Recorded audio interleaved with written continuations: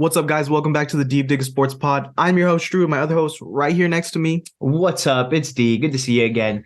Go ahead and hit that like button. Go ahead and subscribe to the channel. We're going to be talking about a whole bunch of stuff today. We're going to be touching base on Brock Purdy, the backup quarterback market. We're going to be touching base on a little bit of transactions happening within the 49ers, what they should do moving forward.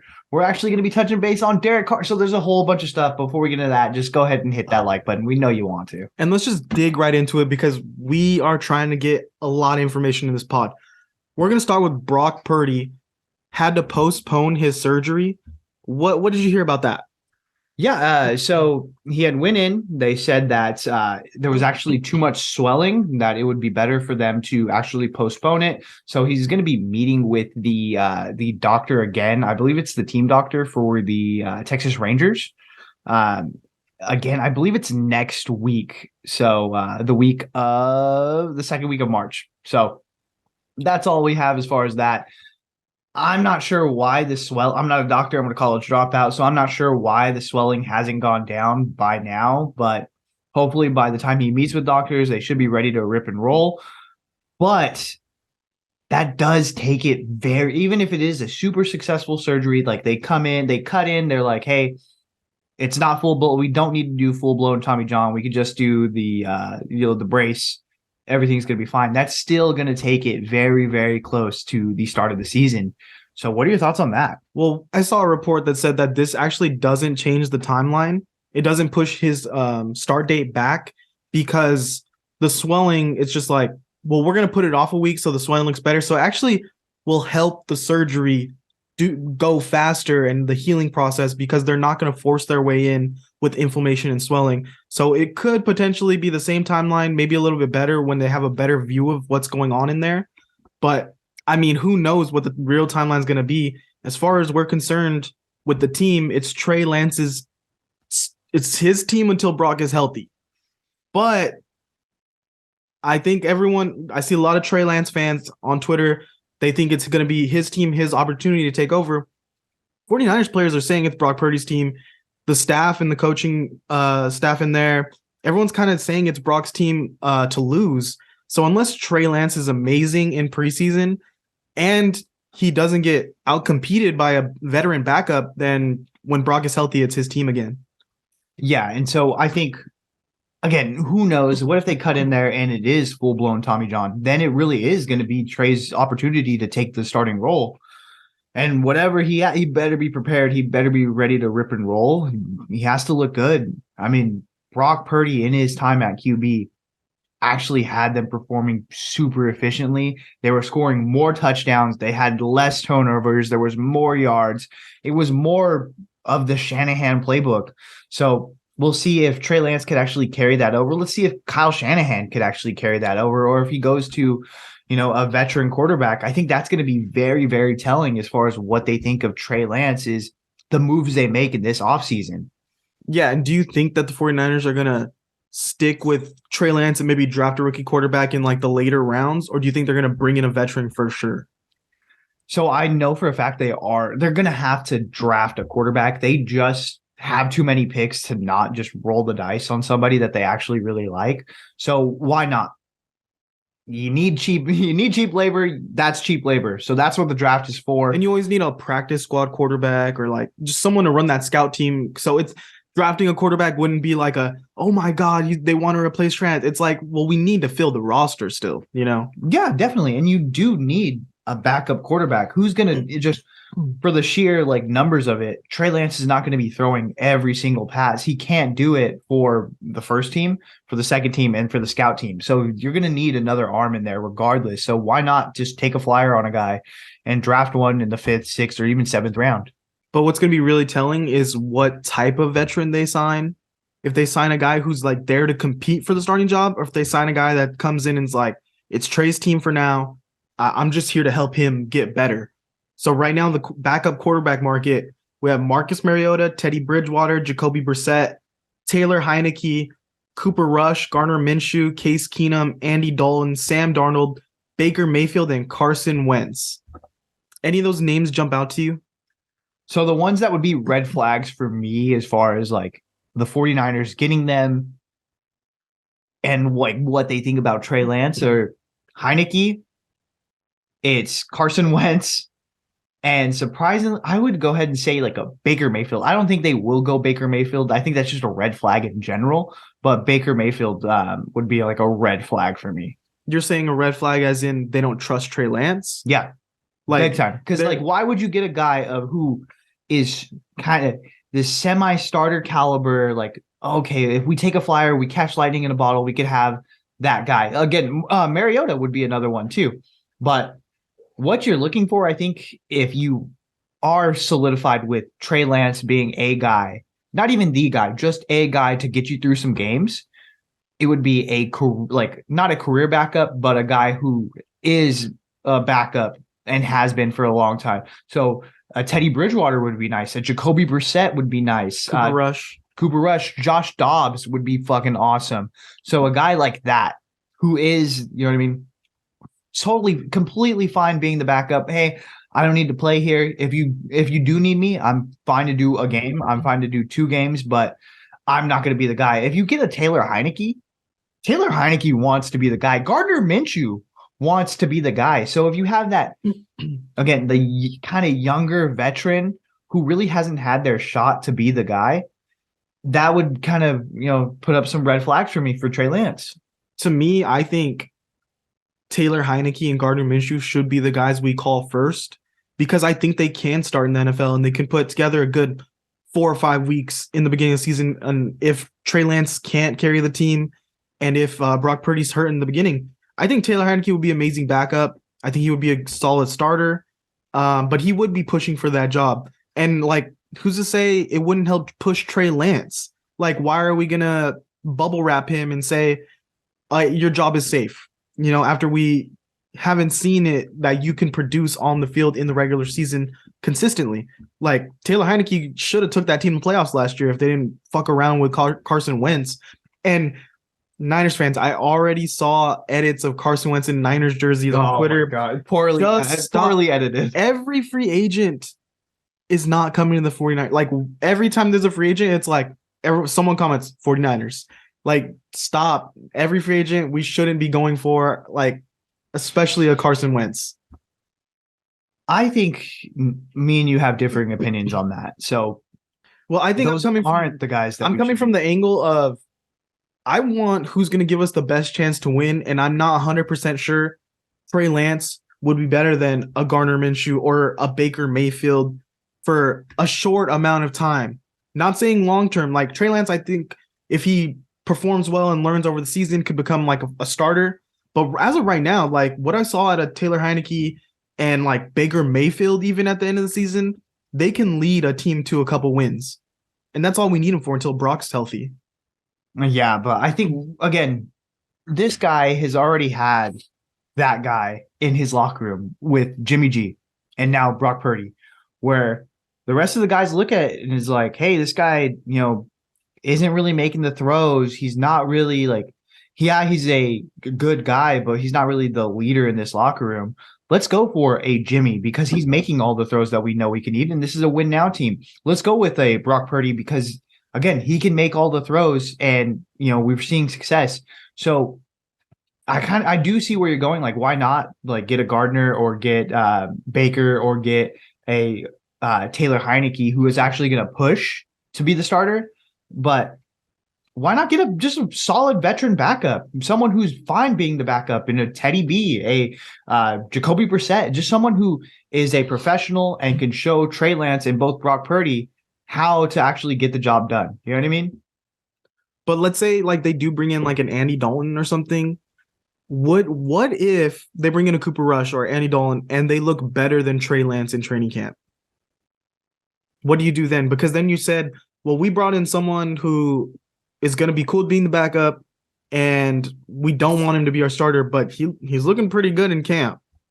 I think you got to say fuck it, and you have to play Trey Lance. Regardless, I think even then, even if it's for 3 games, like we know the 49ers can come back on the season from a deficit. Let's just roll with that. But we have to see what Trey Lance looks like if Brock Purdy is not healthy, because we cannot have just that question mark going on for the next 2 years. You can't have a Jordan Love situation. Well, even then, like they're ready to move on from Rodgers. They're ready to actually commit to Jordan Love. 49ers are not going to do that with Trey Lance. They're just not. Like at this point, they were last year at the beginning of the year, but then that fucking flew out the window so fast. Once Jimmy G re-signed his deal and cut some dollars back and was like, yeah, you know what? I'm fine with it. But that's a whole nother discussion. But go ahead and let us know in the comments, who do you think the 49ers should sign at quarterback, if anyone? And do you think Trey Lance should be the starter going forward? So we have a couple of re-signings for the 49ers. Jauan Jennings is coming back next year. Clap it up. So that's our guy. That's our guy. He's so good. He won us a lot of money last season. Make sure you subscribe because we do the diamond pick of the week, the best 49ers bets every week of the season. Taybor Pepper coming back. I think he signed a 3-year deal. Yep. The highest guaranteed money for a long snapper and huge fan favorite. Yep. Really, everyone was pretty hyped for that re-signing on Twitter. A guy that's not coming back who, I mean, I don't think anyone's surprised about this or shouldn't be surprised. Mike McGlinchey is not coming back. So what stands out on these moves so far? So I think it is just solid. Like you re-signed Jauan Jennings. That's a guy who I think he is solidified as the wide receiver 3, especially if it is going to be Brock Purdy moving forward. We know that guys like him, guys like Jimmie G, they really love his ability to not only get dirty and block, but also he takes it down the field. Like he opens up the field because he's able to get those jump balls. He's able to go over the middle and will fight for yards. He was really big on third downs. So in the red zone, he's awesome. Like, so he really does play a different role than the rest of these receivers on the roster. So I love his game, dude. So that one's like the big one for me. What about you? I mean, yeah, obviously I love Jauan Jennings, but I'm not sad to see Mike McGlinchey go somewhere else, go get a bag. Hope you improve your pass blocking somewhere else. I'm not really concerned on who's replacing him. I think we have a couple younger guys on the roster, and who knows? I think we should just take like a bunch of swings in this draft. Who knows who's gonna hit? Who's gonna turn into a Spencer Burford for right tackle this year? You know, we draft maybe 2 or 3 tackles, sign some undrafted guys, and just see who works out. And even signing some veterans in camp, seeing what we can replace. Because I'm just tired of every week everyone complaining about McGlinchey, and now he's finally gone. We're not going to be able to afford him anyways, even if we wanted him back. And special teams, we better be solid for the next 3 years with that money we're giving up, which we have been. So I think all good moves. Mike McGlinchey, like, bro, I'm tired of it already. Like, again, I'm with you. Let's take a bunch of swings in this draft. Let's if other teams can find, 5th, 6th, 7th round starters on the O-line, why can't the 49ers? Let's just go ahead and do that already. Like, let's just figure it out. We don't want to overpay for this guy who has been so at best. Like, let's just move forward. Just take your L, move forward. And let's move to the defensive side of the ball, because a lot of talk going on about this secondary for the 49ers next season. We know Tashawn Gibson stepped up. He played amazing at safety. I think he was one of the top safeties in the league if you look at the PFF rankings and just watch his play.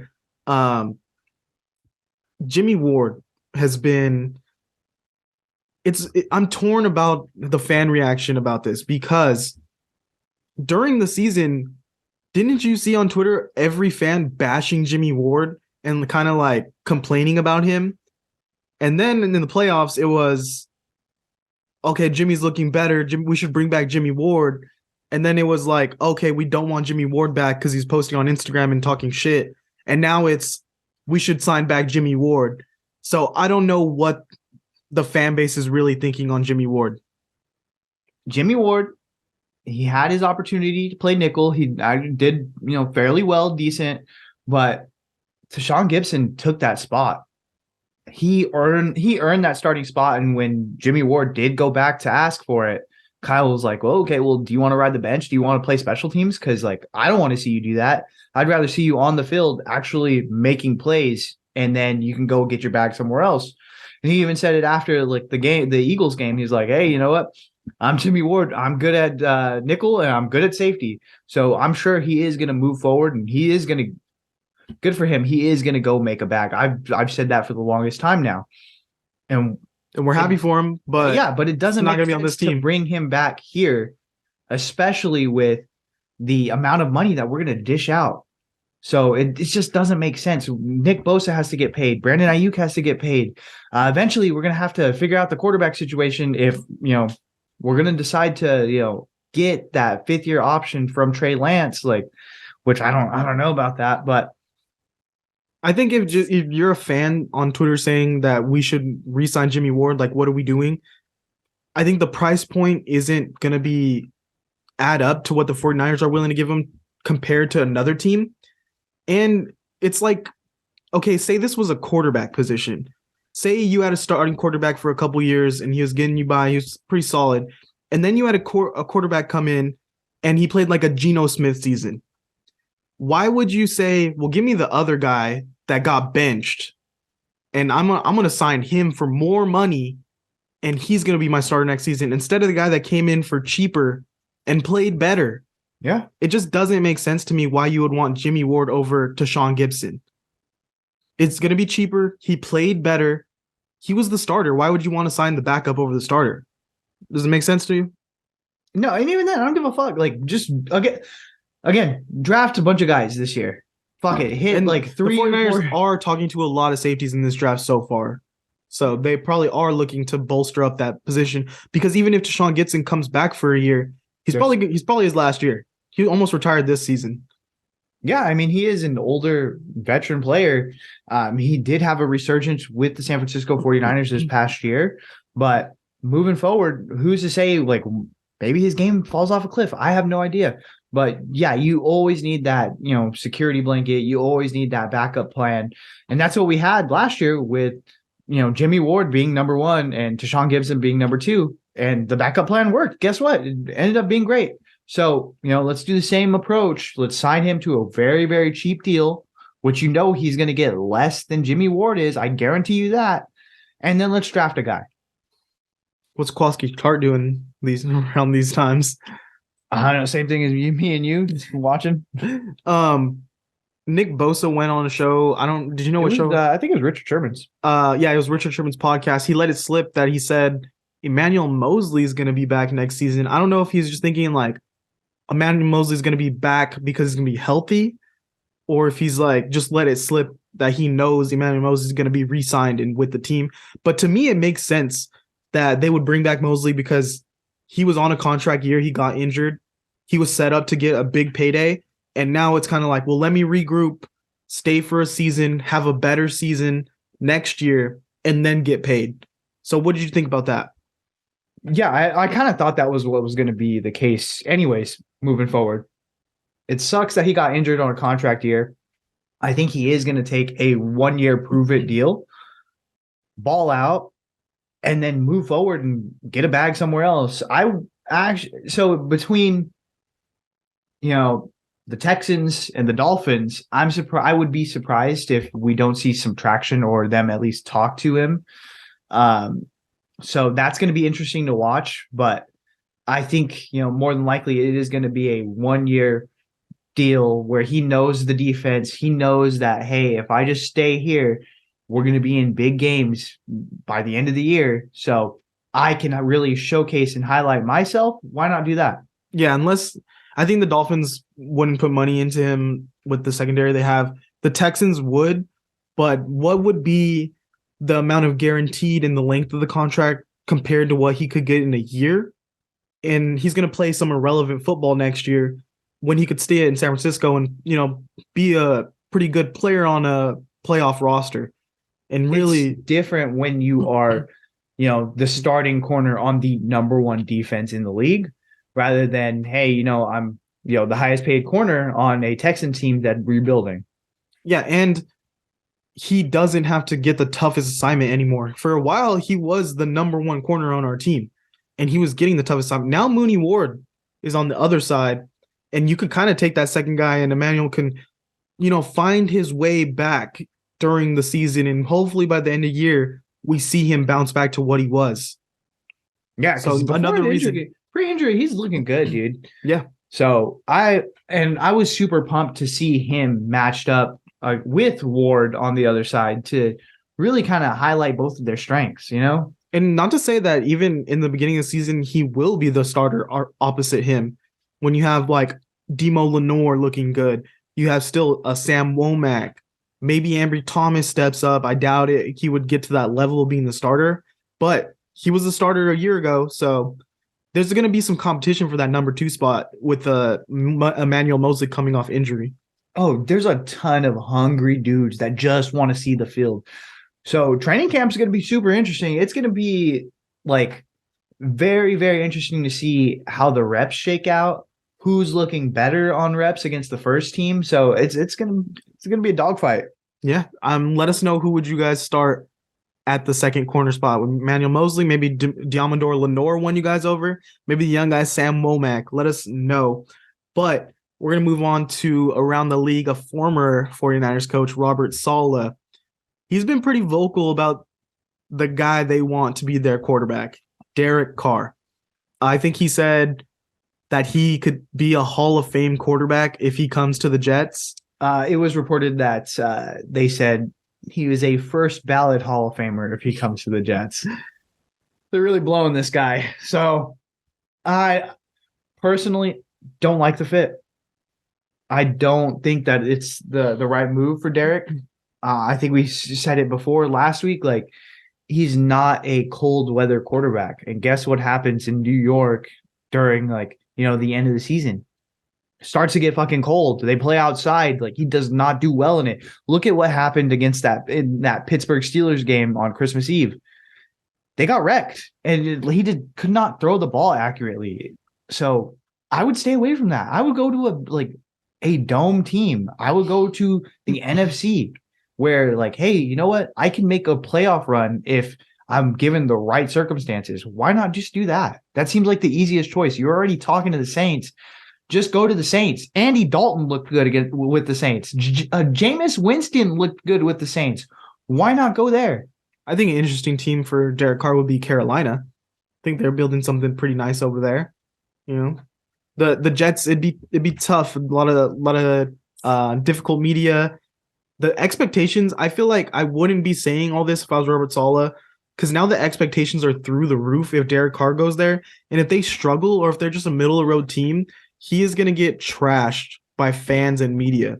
Robert Saleh also said Derek Carr has an elite mental makeup in regards to football IQ.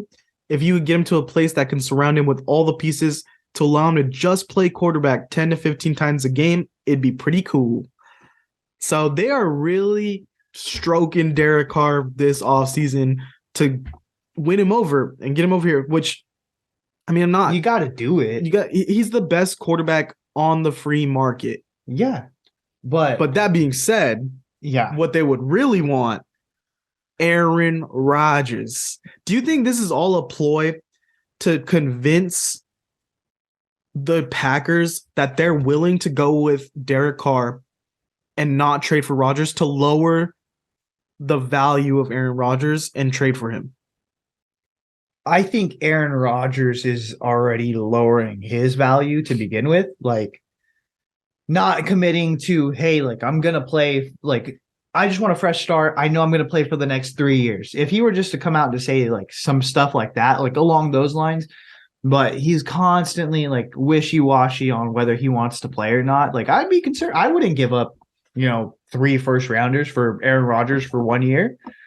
Tell me, all right, so before we get into the Jets, tell me that's not a fucking Raiders move to get Aaron Rodgers. They suck for a year, and then he fucking retires after they give up 3 first-round picks. I'd love to see tell me, bro, that's a fucking Raiders move so bad. So I've been listening to Locked On, the NFL draft, and they were saying that they really want the Raiders to trade and go up to the number 1 pick and get Bryce Young. And I'm like, dude, that makes a lot of fucking sense. But it's the fucking Raiders. They're going to probably go with Aaron Rodgers. They're going to give up so much draft capital. They're really going to stake their claim and be like, hey, let's put a stamp on this. and they're gonna probably suck, and Rodgers is gonna be out in a year. Like that, I'm calling it. That's it. But with that being said, now moving over to the Jets would, kill for Aaron Rodgers. If you want a first ballot Hall of Famer, that's Aaron Rodgers. That's not Derek Carr. But that's what you have to say to Derek Carr in order to get your foot in the door. We've all done it. We've all kind of fibbed a little bit and said, like, hey, you know what? I think I'd love this job. Yeah. Thank you. I will. Yep. I'll do it. But it is what it is. He is the best, free agent quarterback. So you have to kind of stick your nose in there. I don't think the circumstances kind of fit what he does best. I don't think it's going to be a great situation for him, and it's going to get Robert Saleh fired. I mean, the best fit, like, not joking, for me is Jimmy Garoppolo to the Jets, but they haven't said anything about James Garoppolo. Crickets. I mean, it does make sense. Jimmy has no problem playing in cold weather. He fits what they're trying to do at quarterback because guess what? Robert Saleh came from San Francisco. He brought over young LaFleur from San Francisco. They implemented that offense. I think they're going to kind of stick to that, because they drafted all of these players that fit that style of offense. That's who they should be really gunning for. They should be blowing him. And isn't it weird that everyone's forgetting they spent the number 2 pick on Zach Wilson, and they're over here like jerking off a free agent quarterback to get him over, to get them to come play? I mean, they already gave up on him. They've already pretty much said he's done skis. Like, but what a miss. Yeah. Right. What a historic miss. That should get them fired, but it's not. I think what they do here is going to determine whether they're fired or not. If they have a successful season with Jimmy Garoppolo making not top dollar, but just decent money, that's a fucking win. And that gets you a re-signed contract. You know what I mean? For both the GM and the head coach. And speaking of the Jets quarterbacks, I forgot, what if Mike White can make his way over to San Francisco as the backup? Again, hate it.